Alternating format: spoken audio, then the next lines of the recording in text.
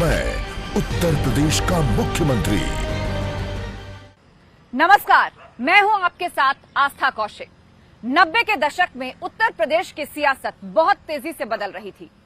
ब्राह्मणों के हाथ से फिसलते हुए, पिछड़ों के पास जाते हुए ये उस वर्ग तक पहुंची जो अपनी हिस्सेदारी के लिए वर्षों से आंदोलनरत था, और इसे अंजाम तक पहुंचाया तेज तर्रार मायावती ने, जिन्होंने अपनी सियासत से गठबंधन की ऐसी इबारत लिखी जिसके दम पर वो 4 बार सत्ता तक पहुंची। 2007 में अपनी सोशल इंजीनियरिंग से उन्होंने राजनीतिक पंडितों तक को हैरान कर दिया। मैं कुमारी मायावती कि मैं विधि द्वारा स्थापित भारत के संविधान के प्रति सच्ची श्रद्धा और निष्ठा रखूंगी। हम आपके साथ हैं। पार्टी जिंदाबाद, जिंदाबाद, जिंदाबाद, जिंदाबाद, जिंदाबाद,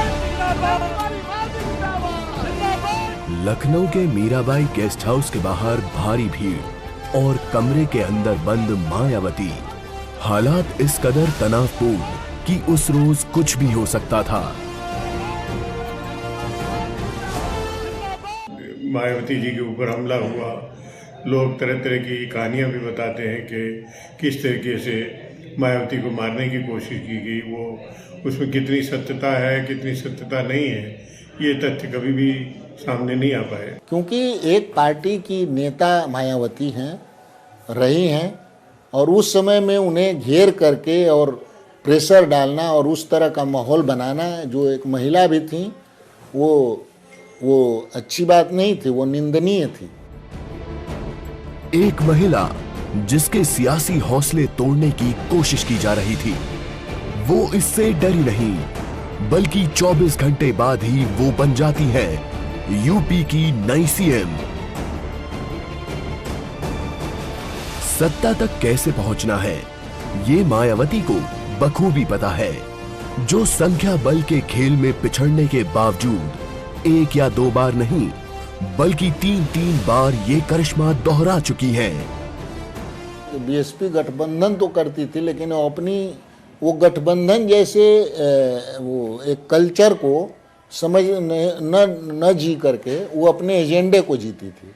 अपने बिल्कुल एक जिद, एजेंडा है तो है, और इस पर अगर काम आपको करना है तो ठीक है, नहीं तो हम वापस ले रहे हैं। बहन जी की सियासत को समझने के लिए हमें वक्त में थोड़ा पीछे चलना होगा।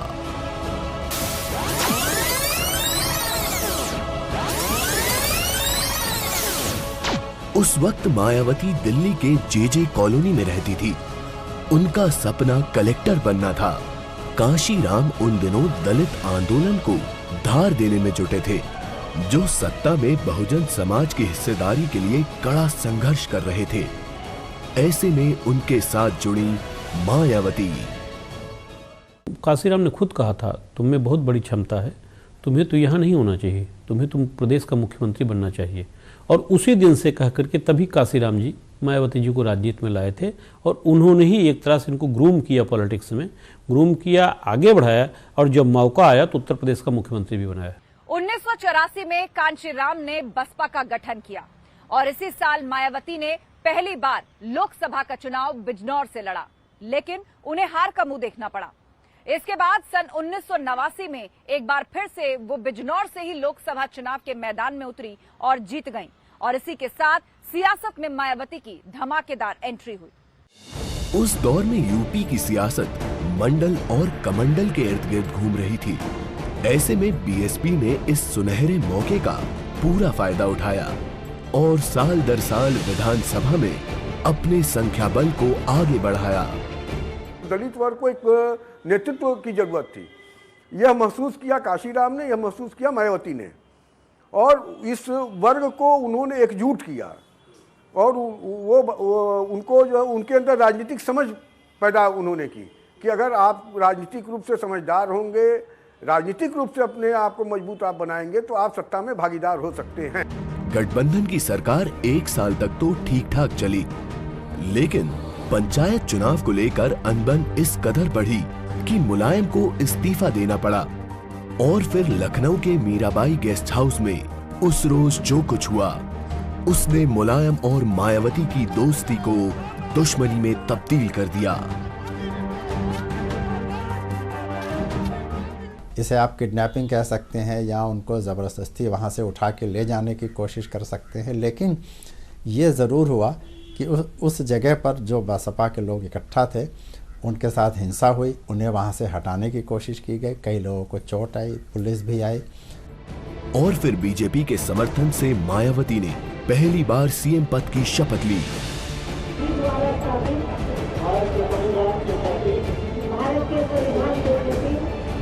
मायावती जिस तरह की राजनीति करती आई थी उससे बीजेपी ने जल्द ही किनारा कर लिया और 5 महीने पूरे होने से पहले ही मायावती को कुर्सी छोड़नी पड़ी।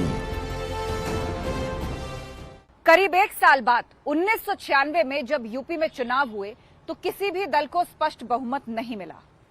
ऐसी स्थिति में राष्ट्रपति शासन को 6 महीने के लिए बढ़ाना पड़ा और बीजेपी और बीएसपी दोनों को ही मजबूरी में एक साथ आना पड़ा।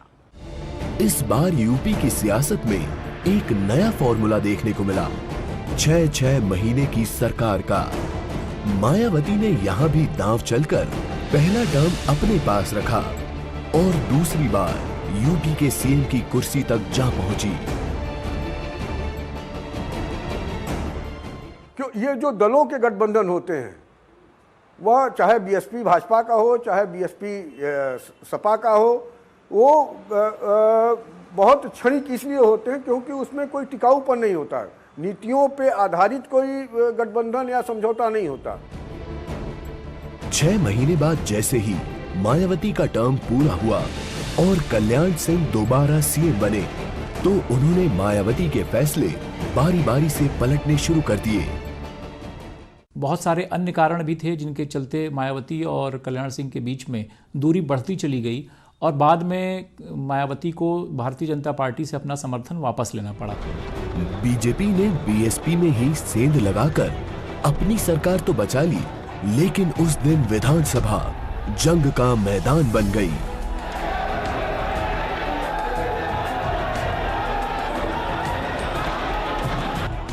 लेकिन इसका खामियाजा केंद्र में वाजपेयी सरकार को 2 साल बाद भुगतना पड़ा।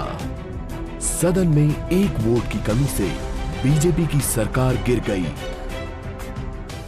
बीजेपी के स्पीकर ने पावर का दुरुपयोग किया, हमारे विधायक तोड़े और उनको मिनिस्टर उनको बनाकर उन्होंने अपनी सरकार बचाई।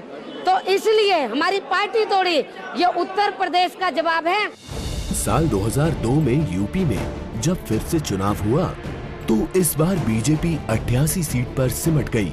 ऐसे में एक बार फिर मजबूरी दोनों दलों को एक साथ ले आई और मायावती ने तीसरी बार यूपी की मुख्यमंत्री की शपथ ली। इस बार भी पिछले बार की तरह पुरानी कहानी दोहराई जाने लगी, जिससे बीजेपी और बीएसपी के बीच दूरी बढ़ने लगी और एक बार फिर 15 महीने बाद मायावती को इस्तीफा देना पड़ा।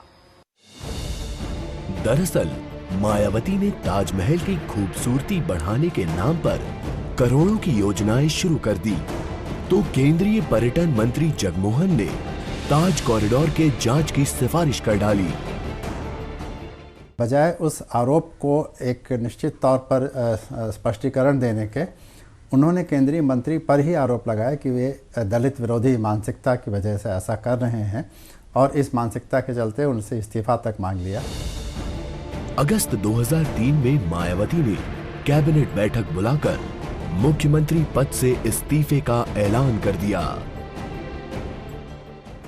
सत्ता से दूर होते ही मायावती नए समीकरण साधने में जुट गईं और इसके लिए प्रबुद्ध वर्ग को साथ जोड़ने की जिम्मेदारी दी गई बसपा के राष्ट्रीय महासचिव सतीश चंद्र मिश्रा को। दलित ब्राह्मण का गठजोड़ असर दिखाने लगा, जगह जगह प्रबुद्ध सम्मेलन होने लगे और बीएसपी का नया नारा सियासी फिजाओं में गूंजने लगा।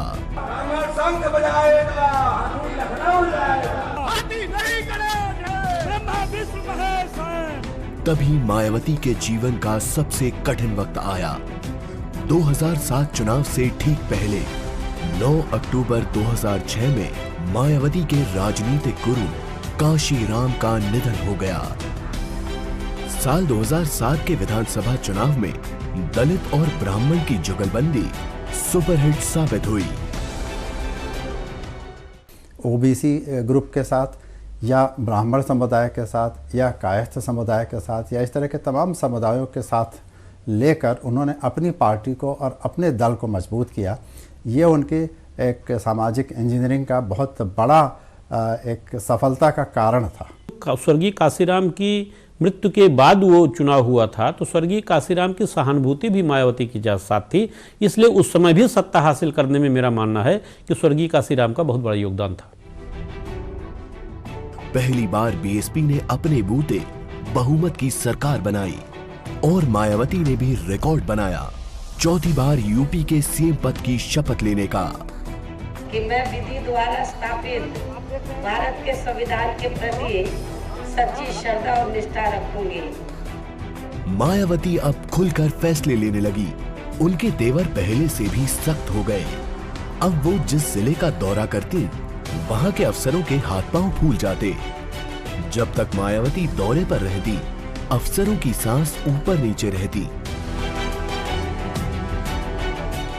तो वो सख्त निर्णय लेने वाली एक नेता के रूप में अपनी पहचान बना ली थी, तो इससे अधिकारी डरते थे, डरने लगे थे। कई बार मायावती ने सबके सामने अफसरों को न केवल फटकार लगाई बल्कि उनको लगे हाथ सस्पेंड भी कर डाला। तो अंबेडकर गांव का वो अचानक निरीक्षण करने पहुंच गई। गांव में अगर विद्युतीकरण नहीं हुआ है और उनको अधिकारी ठोस उसका कारण नहीं बता पाए तो तत्काल वो मौके पे ही उसको सस्पेंड कर देती थी। ट्रांसफर की बात हो दूर, तत्काल।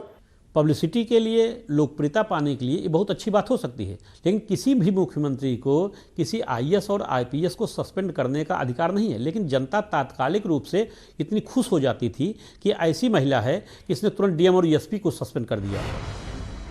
मायावती ने गद्दी संभालते ही कानून व्यवस्था को भी सुधारना शुरू किया।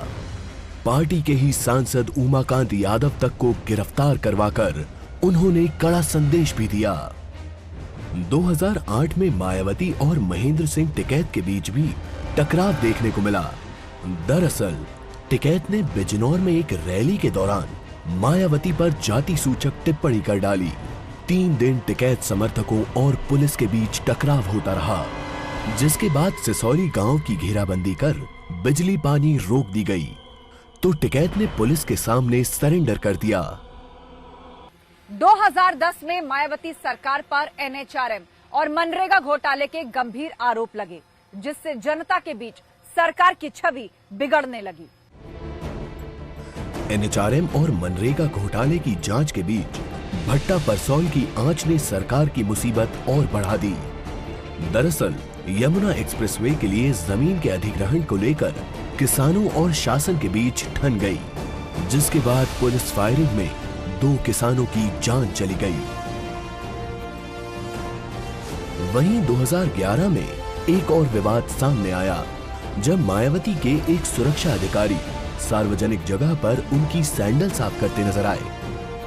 लखनऊ से नोएडा तक और दलित प्रेरणा स्थल से लेकर काशीराम के नाम पर बड़े बड़े पार्क और स्मारकों का एक लंबा सिलसिला चल पड़ा। उनका ये मानना था कि दलितों को उनकी स्थिति को सुधारने के लिए जिस तरह के काम किए गए और जिन लोगों ने ये काम किए इतिहास में, उनको वो जगह नहीं मिली जो वो डिजर्व करते थे। इसीलिए उन्होंने कहा कि ये काम वो करेंगी। जिससे सरकारी खजाने के दुरुपयोग को लेकर आवाजें उठने लगी तो मायावती पर आय से अधिक संपत्ति के गंभीर आरोप लगे। ये जो अन्य लोगों ने भी तो पार्क बनाए हुए हैं, अन्य लोगों के पार्क किसके, एक परिवार के नाम से बनते हैं, और दूसरे लोग जो पार्क बनाते हैं वो अपने पार्टी के लीडर्स से बनाते हैं। बहन मायावती जी ने वो काम किया जो इससे पहले इतिहास में कभी नहीं हो पाया। मायावती ने 2007 में एक और हैरानी भरा फैसला लिया। उन्होंने अपने करीबी अफसर शशांक शेखर को ब्यूरोक्रेसी का बॉस बना डाला। ये पहली बार था कि एक नॉन आईएएस को कैबिनेट सचिव बनाया गया। ये माना जाता था कि वे जो आईएएस अधिकारियों का एक अपना काम करने का तरीका है उससे अलग हटकर काम करते थे और कैडर की बाध्यताओं से बंधे हुए नहीं थे। इसीलिए मायावती के कार्यकाल में उनको न केवल महत्व मिला बल्कि उनको आउट ऑफ टर्न वो जगह दी गई जो कि प्रदेश में उस समय तक किसी और IAS अधिकारी को नहीं दी गई थी। 2007 से 2012 तक 5 साल मायावती ने सरकार चलाई। जब चुनाव हुए तो इस बार लोगों ने समाजवादी पार्टी के पक्ष में वोट कर दिया और तब से लेकर अब तक उत्तर प्रदेश के अंदर बसपा का ये वनवास लगातार जारी है। 2014 के लोकसभा चुनाव में BSP को सबसे बुरे दौर से गुजरना पड़ा और BSP का सुपड़ा ही साफ हो गया। 17 के चुनावों में दलित वर्ग और OBC वर्ग, जो कि बड़ी संख्या में मायावती की मजबूती के स्तंभ थे, उन्होंने बसपा को छोड़कर और भाजपा का साथ दिया। वो मायावती अपने ही वोटर से अपने उसे कटती गई, उनका जुड़ाव नहीं रहा। कभी भी आप देखिए दलित का उत्पीड़न हुआ, दलित की हत्या हुई, दलित के ऊपर अत्याचार हुआ, दंगे हुए, मायावती अपने घर से कभी भी उस स्थान पर जाकर दलितों उनके हालचाल नहीं ले पाई। BSP की लगातार घटती सीटों ने मायावती की चिंता इस कदर बढ़ा दी कि उन्होंने 24 साल पुरानी दुश्मनी को भुलाकर 2019 में एक बार फिर समाजवादी पार्टी के साथ गठबंधन किया। इस गठबंधन की बदौलत BSP यूपी में लोकसभा की 10 सीटें जीतने में कामयाब तो रही, लेकिन बाद में BSP और SP की राहें फिर से जुदा हो गई। 2 जून 1995 के केस को वापस लेकर बहुत बड़ी गलती की है। साथ ही इनके साथ ना ही कोई चुनावी गठबंधन आदि भी करना चाहिए था। मायावती पिछले 10 साल से भले ही सत्ता से दूर हों, लेकिन यूपी से लेकर संसद तक मायावती को ऐसे नेता के तौर पर जाना जाता है जो अक्सर चौंकाने वाले फैसले लेती हैं, और मायावती के यही तेवर उन्हें नेताओं की भीड़ से अलग करते हैं। 90 के दौर में जब उत्तर प्रदेश की सियासत में भारी उथल पुथल चल रही थी, उस दौरान बीजेपी के अंदर भी सब कुछ ठीक नहीं था।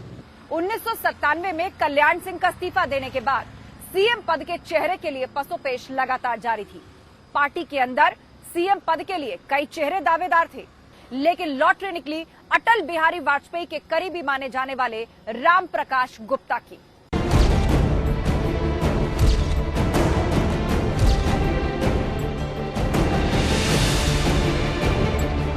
कल्याण सिंह के इस्तीफा देते ही बीजेपी में अगले सीएम को लेकर घमासान मच चुका था। राजनाथ, कलराज मिश्र, लालजी टंडन, सबकी नजर मुख्यमंत्री की कुर्सी पर थी, लेकिन केंद्रीय नेतृत्व के दिमाग में कुछ और ही चल रहा था। बीजेपी लंबे संघर्ष के बाद यहां तक पहुंची थी। ऐसे में पार्टी आलाकमान के सामने चुनौती इस घमासान को रोकने की थी, और ऐसे में सामने आया वो नाम जिससे राजनीतिक पंडित भी हैरान रह गए।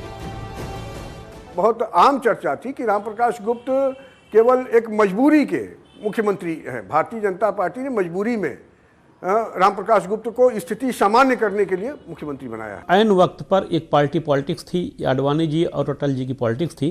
उन्होंने तत्काल जो है कल्याण से उनको राजनाथ सिंह को सत्ता न सौंपते हुए स्वर्गीय रामप्रकाश गुप्ता जी को सत्ता सौंप दिया था।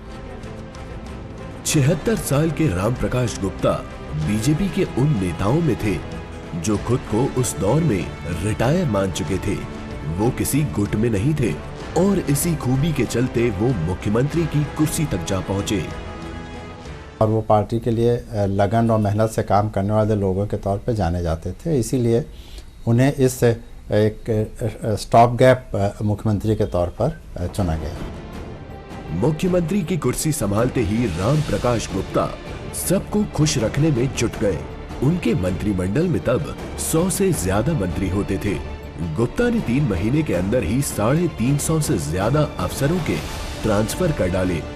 उन्नाव में तो 40 दिन में ही 5 डीएम बदल डाले, तो एक IAS अफसर का 1 महीने में 6 बार तक ट्रांसफर कर दिया। निर्णय लेने की क्षमता उनके अंदर वो नहीं थी जो एक मुख्यमंत्री के तौर पे एक कुशल राजनीतिक को, कुशल प्रशासक को है, वो उन चीज़ों की उनके अंदर कमी थी। कोई सिफारिश उनके पास सिफारिश आती थी तो उन सिफारिश को वो ना नहीं कह पाते थे, और लोगों के दबाव में, लोगों के कहने पर वो निर्णय लिया करते थे। उन दिनों कहा जाता था कि गुप्ता जी अपने मंत्रियों के नाम ही भूल जाते थे। थोड़े दिनों में ही राम प्रकाश गुप्ता को सबसे कमजोर मुख्यमंत्री कहा जाने लगा। और चूंकि उम्र उनकी उन पर हावी हो रही थी, तो इसको लेकर बल्कि मजाक भी किया जाता था कि ऐसे मुख्यमंत्री हैं जिन्हें अपने सहयोगियों का नाम भी याद नहीं रहता है। यहाँ तक कि मीटिंग में जाने के बाद ये भी उन्हें अक्सर ध्यान नहीं रहता था कि कोई मीटिंग या बैठक किस लिए बुलाई गई है। राम प्रकाश गुप्ता का मानना था कि कमजोर सबको स्वीकार होता है। हालांकि 1 साल पूरा होने से पहले ही उन्हें अपनी कुर्सी छोड़नी पड़ी।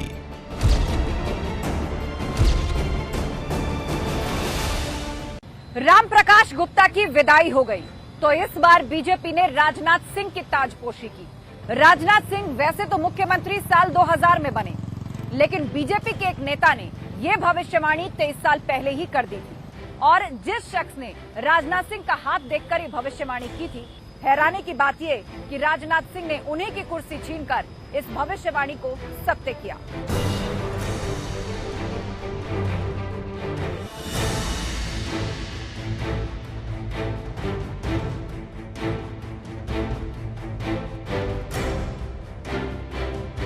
उन्नीस में जब कल्याण सिंह दूसरी बार मुख्यमंत्री बने तो राजनाथ सिंह ने खुद को कैबिनेट से बाहर रखा।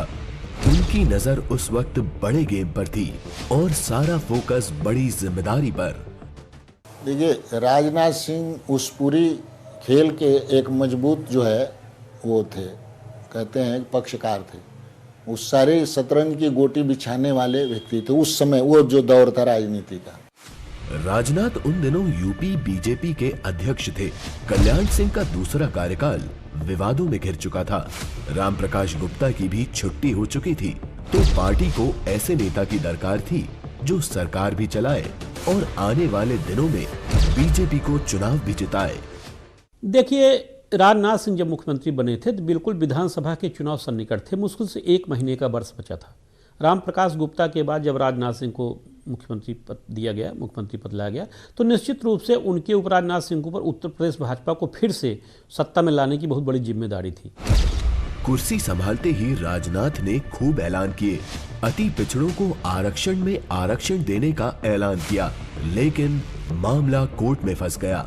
समूह ग की भर्तियां निकाली तो वो भी कोर्ट में लटक गई। पिछड़े वर्ग में ही अति पिछड़ों को आरक्षण देने की उन्होंने इसकी घोषणा की थी और इस पर कार्य भी शुरू हो गया था। एक कमेटी भी गठित कर दी गई थी, परंतु इसको लेकर वह प्रकरण चला गया कोर्ट में और कोर्ट से उस पर जो है रोक लग गई। राजनाथ सिंह ने कई सख्त फैसले लिए। उन्होंने अपने मंत्रिमंडल से 2 मंत्रियों को बाहर भी किया। एक नरेश अग्रवाल जो सरकार में ऊर्जा मंत्री थे, तो दूसरे अमरमणि त्रिपाठी, यूपी की राजनीति का वो बाहुबली जो मंत्रिमंडल में होते हुए भी किडनैपिंग के धंधे में लगा रहा। अपहरण में जब पुलिस कार्रवाई करती है तो उस व्यापारी के बेटे को जो बरामद किया जाता है वो अमरमणि जी के घर से किया जाता है, जिसको लेकर तत्काल अपनी प्रतिक्रिया देते हुए उन्होंने स्वयं उनको जो है अपने मंत्रिमंडल से बाहर का रास्ता दिखाया। और सिर्फ बाहर का रास्ता ही नहीं दिखाया बल्कि फ़ोन करके उनको कहा भी कि आपको मंत्रिमंडल से बर्खास्त कर दिया गया है। अमरमणि की वजह से सरकार के ऊपर काफ़ी मतलब मैं कहना चाहूँगा कि सरकार की छवि के ऊपर काफ़ी ख़राब असर पड़ना शुरू हो गया था। 1975 में इमरजेंसी के दौरान राजनाथ सिंह और राम प्रकाश गुप्ता एक ही जेल में बंद थे। राजनाथ तब पार्टी से नए जुड़े थे और राम प्रकाश गुप्ता उन दिनों जनसंघ के बड़े नेता माने जाते थे। उन्होंने राजनाथ का हाथ देखा और भविष्यवाणी कर डाली कि राजनाथ एक दिन मुख्यमंत्री जरूर बनेंगे। कि जब इमरजेंसी के दौर में जेल में ये लोग बंद थे, ये भी थे और राम प्रकाश गुप्ता भी थे, तो राम प्रकाश गुप्ता जी ने इनका हाथ देखा और कहा कि तुम एक दिन इस उत्तर प्रदेश के मुख्यमंत्री बनोगे। राजनाथ की अगुवाई में बीजेपी 2002 विधानसभा चुनाव में बुरी तरह हारी। मुख्यमंत्री की कुर्सी तो छिनी ही, साथ ही जनता ने बीजेपी को यूपी में 15 साल का वनवास दे दिया।